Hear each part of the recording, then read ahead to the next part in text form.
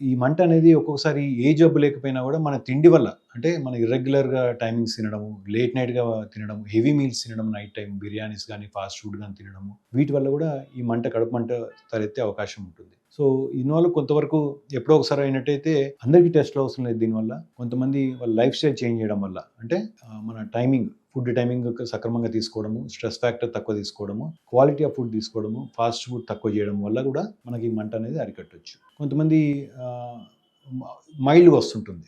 అంటే మంట అనేది కొద్ది మోతాదులో వస్తుంది కానీ సివియర్‌గా రాదనమాట. వాళ్ళకి అప్పుడప్పుడు యాంటాసిడ్స్ ఓవర్ ద కౌంటర్ కొనుక్కొని వేసుకోవడం తప్పేం కాదు. కానీ అదే మనం తరచుగా కొనుక్కొని వేసుకున్నట్టయితే దట్ ఈస్ రాంగ్ థింగ్ అనమాట. హోమ్ ఫుడ్‌లో కూడా బటర్ మిల్క్ తీసుకోవడము, కర్డ్ రైస్ తీసుకోవడము, సాఫ్ట్ డైట్ తీసుకోవడం వల్ల కూడా, ఈ హోమ్ రెమెడీ చిట్కాలు పాటించడం వల్ల కూడా కొంతవరకు ఈ యాసిడ్ రిలేటెడ్ మంట ఏదైతే ఉంటుందో దాన్ని కొంతవరకు అరికట్టవచ్చు. ఇకపోతే చాలా మంది కడుపు మంట రాగానే డాక్టర్ గారు మాకు సూతింగ్ ఎఫెక్ట్ ఉందని మిల్క్ తీసుకుంటుంటారు ఎక్కువ. మిల్క్‌లో కాల్షియం ఎక్కువగా ఉంటుంది. సో, అది టెంపరరీగా సూతింగ్ అనిపించినా కూడా ఆ కాల్షియం వల్ల అసిడిటీ పెరిగే అవకాశం ఉంటుందన్నమాట. సో, మంట ఉన్న వాళ్ళు ఎప్పటికైనా కూడా మిల్క్ తీసుకోవడం అవాయిడ్ చేస్తే బెటర్.